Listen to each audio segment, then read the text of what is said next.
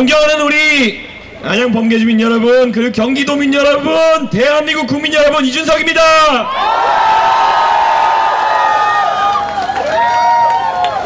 예, 오늘 이렇게 만나뵈니 너무 좋습니다. 이번에 6월 3일 선거 지금 이제 며칠 앞으로 다가왔습니다. 지난 6개월 동안 이 계엄 사태의 후폭풍 속에서 우리 대한민국 국민들 너무 고생 많으셨습니다. 이제 우리가 그리는 새로운 대한민국이 무엇일지 보여줄 순간이 왔습니다. 대한민국의 미래 투표로 만들어지지 않겠습니까? 대한민국의 미래, 저는 투표를 통해서 선명하게 그릴 수 있다 생각합니다. 지난 선거 기간 동안 확인하셨을 겁니다. 우리 개혁신당 그리고 이준석 항상 선명한 미래를 보여주기 위해서 노력해 왔습니다. 자, 지난 TV 토론만 봐도 아실 겁니다. 지난 3번에 걸친 TV 토론에서 저는 우리의 지속 가능한 미래에 대해서 집중했습니다. 제가 상대 후보인 이재명 후보에게 물었습니다. AI에 100조를 투자하겠다느니 뭐 이런 말씀하시는데 어떻게 할 것이냐 얘기해달라 그랬더니만 자세히는 말씀 못하셨습니다. 자, 그런데 이런 것들 굉장히 무책임한 겁니다. 100조 원이면은 우리나라 국민 5천만 명 한 사람당 200만 원 가까운 돈입니다. 그러면 적어도 그게 어디에 어떻게 투자한다는 거 정도는 국민들한테 말씀드릴 수 있어야 책임 있는 정치인 아니겠습니까, 여러분? 그리고 건강보험료가 이제 2033년 되면은 마이너스 30조 정도 된다고 합니다. 그런데 적자가 30조 나는데 뭘 자꾸 더해주겠다고 하는 사람이 있으면은 그 사람은 여러분을 속이는 것일 가능성이 높습니다. 그래서 제가 물어봤습니다. 건강보험이 마이너스 30조 적단할 텐데 어떻게 15조 원에 달하는 간병비를 추가로 지원하겠다는 겁니까? 했더니 그분이 뭐라 했습니까? 그냥 여유가 되는 대로 하겠다라고 했습니다. 이런 걸 보면서 우리는 거짓말이라고 해야 되지 않겠습니까, 여러분? 우리는 어릴 때부터 아이들에게 이렇게 가르쳤습니다. 저희도 이렇게 배워왔습니다. 만약에 어떤 아저씨가 와서 사탕 준다, 맛있는 거 사줄게 그러면 따라가지 말라고 하지 않습니까? 그런데 이재명 후보 우리 국민들에게 이거 주겠다 저거 주겠다 하면서 따라가라고 하고 있습니다. 이런 사람 따라가면 안 되죠? 대한민국의 미래라는 거는 현실적인 미래가 되어야 되는 것입니다. 저 노원구 상계동 여기서 4호선 지하철 타고 가면은 1시간 반 넘게 타고 가면은 노원구 상계동이 나옵니다. 그 지하철 종점에서 저희 부모님이 저를 키울 때는 당신들께서 맛있는 거 먹지 못해도 자신들께서 화려한 거 입지 못해도 내 자식에게는 더 나은 것을 물려주겠다는 생각으로 살아오신 그런 어머니 아버지의 마음이 있었습니다. 그게 사실 그분들 입장에서는 조금씩 대한민국의 중심을 향해서 나아가고자 하는 그런 목표가 있었기 때문인 겁니다. 서울시 노원구 상계동에 어떤 신혼부부가 꿨던 그 꿈이 바로 대한민국을 앞으로 나가게 할 수 있는 그런 원동력인 겁니다. 그 부부가 아이를 낳아 기르면서 내가 적어도 교육에 투자하면은 내 아이는 오늘보다 나은 내일을 살 수 있을 것이다. 나보다 더 나은 삶을 살 수 있을 것이다. 조금씩 우리 가족은 대한민국의 중심부를 향해 나아갈 수 있을 것이다. 이게 노원구 상계동 어느 부부의 꿈이었다면은 마찬가지로 지하철 4호선 사는 안양의 꿈 아니겠습니까, 여러분? 저는 이 꿈이 이어지는 것이 바로 대한민국의 꿈이 이어지는 것이다, 이렇게 생각합니다. 제가 2018년 19년 거치면서 조국 장관 사태가 나왔을 때 가장 마음이 아팠던 것은 그들이 약속하는 사회가 가재, 붕어, 개구리도 적당히 잘 살 수 있는 세상을 이야기했기 때문에 저와는 너무 다르다고 생각했습니다. 적어도 우리 4호선을 타는 사람들은 달라야 됩니다. 적어도 노력하면은 이 안양에서 어느 집에서 키운 아이도 상계동에서 큰 아이도 언젠가는 대한민국의 가장 높은 자리도 꿈꿀 수 있는, 노력하면 더 잘 살 수 있는 그런 세상이 우리가 바라는 공정한 세상 아니겠습니까, 여러분?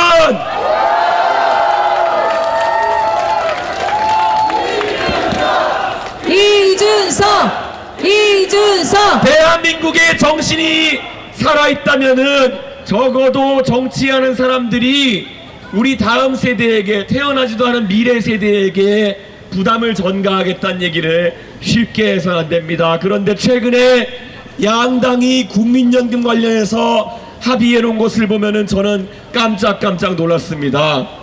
국민연금 이미 지금 그대로만 가도 몇십 년 뒤에는 인구 구조가 역피라미드 방향이 되어가지고 이제는 파산할 거라는 이야기가 나옵니다.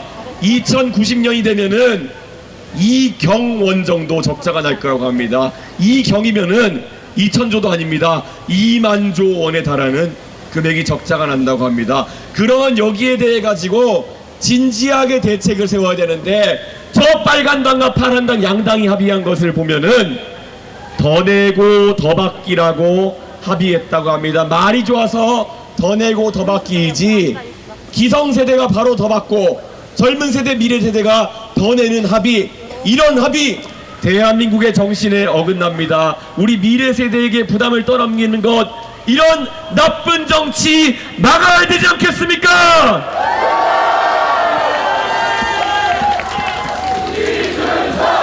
이준석 이 자리에 계신 어머님 아버님들, 그리고 이제 아이를 키워야 하는 우리 세대, 어느 누구도 살아온 경험 속에서 우리 윗세대가 아랫세대에게 부담을 전가하는 것이 옳다고 생각해 본 적이 없습니다.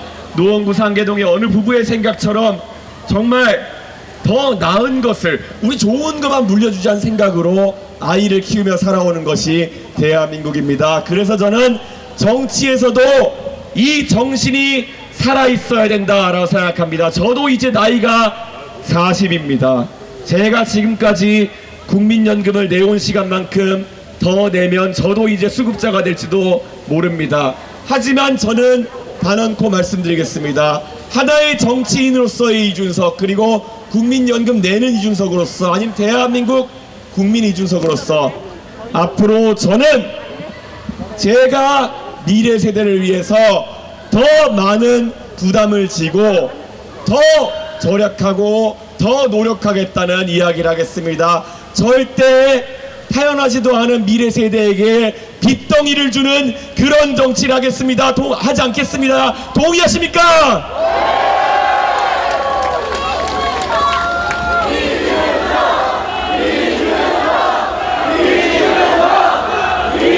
언젠가는 대한민국도 이 포퓰리즘이라는 아주 나쁜 정치 문화의 맛을 보게 될지도 모릅니다. 그래서 언젠가는 베네수엘라처럼 우리가 고생을 하게 될 날도 있을지 모릅니다. 그런데 오늘은 아닙니다. 이번 선거에서는 아닙니다. 그래서는 안 됩니다. 왜냐하면 우리가 지금 직면한 위기라는 것은 굉장히 심각한 위기이기 때문입니다. 트럼프 대통령이 관세 관련해서 압박을 해오고 있습니다.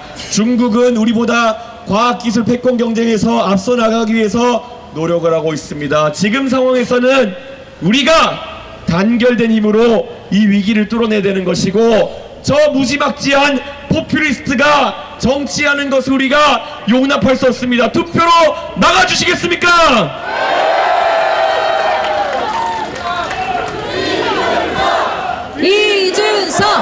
이준석 사람들이 물어봅니다. 이준석이 네가 만약에 정치를 하면은 의석수도 3개밖에 안 되는데 어떻게 저 무지막지한 이재명 후보의 무리를 뚫어내고 정치를 하겠느냐. 걱정 마십시오. 프랑스에서는 이미 몇 년 전부터 마크롱 대통령이 의석 하나도 없이 프랑스 국민의 열정적인 힘을 바탕으로 집권해서 대통령이 되었고, 그는 열심히 개혁에 앞섰습니다. 연금개혁, 노동개혁, 마크롱 대통령은 앞장설 수밖에 없었습니다. 왜? 그는 30대의 대통령이 되었습니다. 마크롱 대통령은 앞으로도 40년, 50년 살아갈 날이 많기 때문에 그는 하나의 프랑스 국민으로서 자신이 나중에 되돌아봐도 부끄럽지 않은 선택을 하기 위해서 노력하는 사람입니다. 저 이준석 이번에 대통령이 당선되면은 제가 앞으로 대통령이 되어서도 3, 40년 동안 대한민국의 시민으로 살아가야 됩니다. 그렇다면은 저는 제가 하는 판단들에 대한 공과를 제가 살아있는 동안에 다 보게 될 것입니다. 그렇기 때문에 저는 일반적인 정치인과 조금 다른 얘기를 하고 있는 겁니다.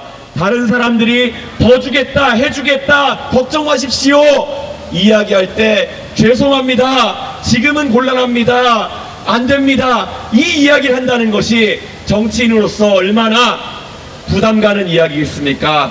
하지만 저는 그런 이야기를 하는 것이 부끄럽지 않습니다. 왜냐하면 저는 대한민국의 미래를 걱정하는 당당한 정치를 하려고 합니다. 여러분 도와주시겠습니까?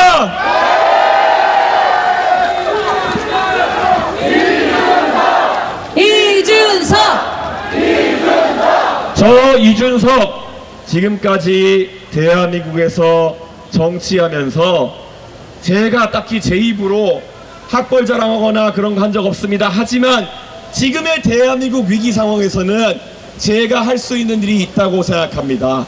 자, 우리가 지금 상황을 보면은 미국과의 관세 협상 무엇보다도 중요합니다.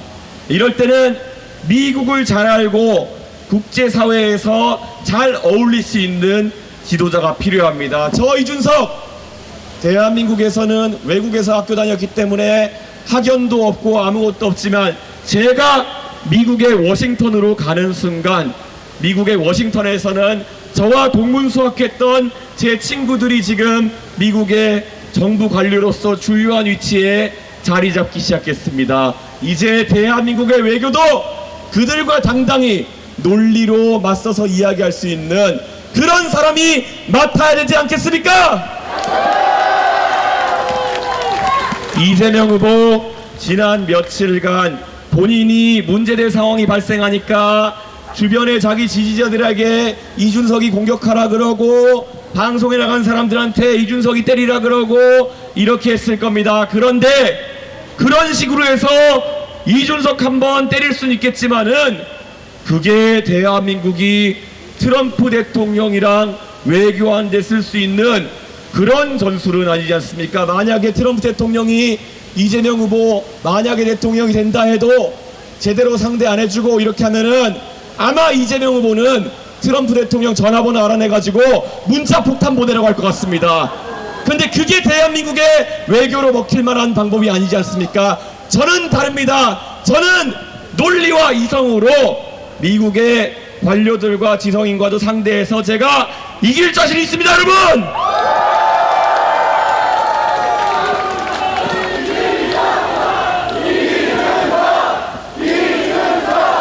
미국에 가면은 대통령이 외교하면 옆에 통역이 따라 붙어가지고 이야기하기 때문에 괜찮다라고 하는 말도 합니다.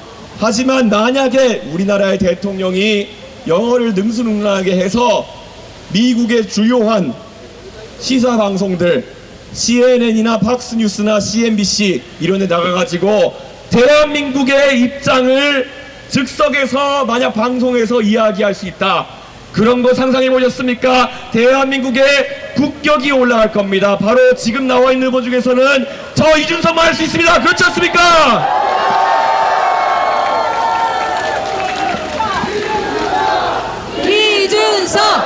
이준석! 제가 대통령이 되면 저는 컴퓨터 과학을 전공했기 때문에 실리콘밸리에 여러분이 이름을 알 만한 어떤 기술 기업의 CEO를 만나도 직접 전문적인 대화를 나눌 수가 있습니다. 그 사람들과 함께 대한민국에 투자할 것을 권유하고 기술적으로 같이 협력할 것을 찾아내고 영어로 다 진행할 수가 있습니다. 그게 바로 대한민국의 투자 유치의 경쟁력이 될 것입니다. 저랑 같이 하버드대학교에서 컴퓨터 고치는 아르바이트를 했던 사람들 페이스북의 창업자가 되어가지고 일하고 있습니다. 저는 대한민국의 투자 적극적으로 유치할 수 있는 그들과 대화가 되는 대통령 바로 기호 4번 이준석 아니겠습니까?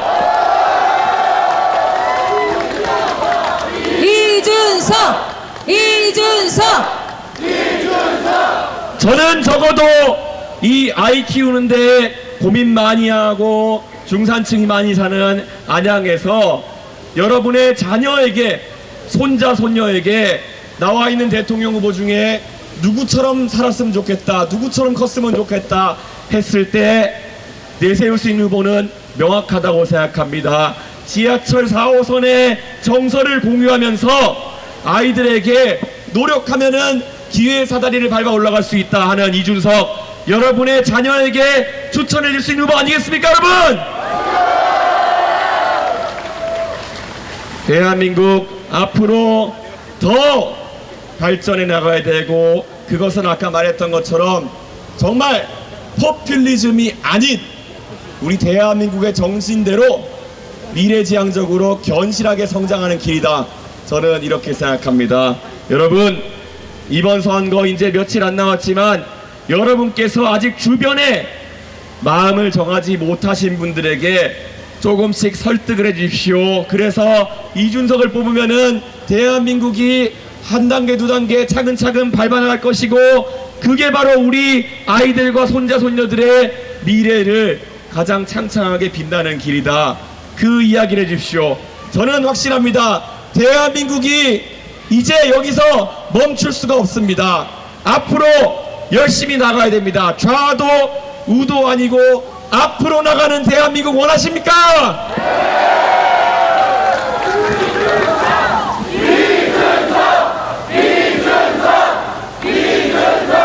이 자리에 보면은 지금 아이를 키우는 부모님도 계시고, 과거 대한민국의 산업화와 민주화 과정 속에서 대한민국을 키워주신 선배님들 계십니다. 그 산업화와 민주화의 과정 정말 힘들었습니다. 그런데 최근 들어서 우리가 확립한 민주주의를 업수히 여기는 세력이 나타나고 있습니다. 대한민국을 계엄을 통해서 위험에 빠뜨린 세력, 민주주의의 적입니다. 그에 못지않게 알량한 권력이 있으면은 그것을 상대를 정적을 제거하는 게 쓰겠다고 하는 세력이 있다면 그 또한 대한민국 민주주의의 적입니다. 얼마 전 바로 보셨겠지만은 제가 이재명 후보의 아들의 아픈 면을 지적했더니 이재명 후보가 바로 그에 대해서 저한테 형사적으로 책임져라 이런 얘기를 하지 않나, 아니면 민주당 의원들은 저에게 제명 시도를 하겠다 이런 얘기를 합니다. 그런데 우리는 다 알고 있습니다. 아무리 언론사 기자를 그들이 고소하고 진실을 틀어막으려고 해도 실제로 그 범죄 일람표라는 거 전부 보셨죠, 여러분? 우리 국민들은 현명하기 때문에 다 알고 판단합니다. 저는 그래서 두렵지 않을 뿐더러 저는 오히려 앞으로 더 강하게 반민주적인 행태를 하는 그들에게 맞설 것입니다. 함께 해주시겠습니까? 이준석!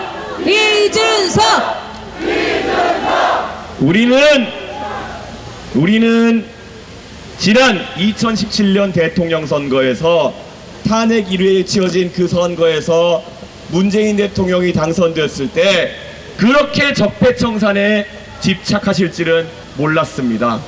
그런데 그 적폐청산에 집착하다가 정작 부동산 위기 만들고 결국엔 코로나 위기 속에서 물가 상승하게 만들고, 저는 그게 민주당이 항상 본말을 전도시키는 행위를 한다 이렇게 생각합니다. 이번에 이재명 후보가 만약에 당선되면은 그분은 또다시 복수, 내란 종식, 청산 이런 이야기를 하면서 대한민국을 정치 활극의 장으로 만들 것입니다. 그래서는 대한민국이 미국과의 협상에서 잘할 수가 없습니다. 중국과의 과학기술 패권 경쟁에서 앞서 나갈 수가 없습니다. 여러분, 이것은 투표로 막아야 됩니다. 그렇지 않습니까? 이준석! 이준석! 저는 앞으로 여러분과 함께 대한민국의 민주주의를 지킬 것이고 견실한 성장을 위해서 포퓰리스트와 싸워나갈 것입니다. 그때 저는 만약에 우리가 그 과정 속에서 제가 앞장섰는데 제가 주저하면은 저를 뒤에서 밀어주시고 제가 앞장서다가 다치면은 저를 응원해 주시고 만약 제가 쓰러지면은 그 길을 계속 같이 나가 주십시오. 그렇게 역사의 뒤에서 흘러오는 물이 앞에 있는 물을 밀어내고 발전해 나가는 것이 대한민국의 방식이었습니다. 여러분, 우리가 이번 선거를 통해서 정치 교체, 시대 교체, 세대 교체를 같이 이뤘으면 좋겠습니다. 저 모든 것을 바쳐 군골쇄신 열심히 하겠습니다. 여러분께서 도와주지 않으셔도 저는 앞으로 가겠습니다. 하지만 여러분이 도와주신다면은 우리는 손잡고 더 빨리 그 목표 지점에 도착할 수 있을 것입니다. 여러분 감사합니다. 열심히 해서 보답하겠습니다. 여러분 더 큰 박수와 함성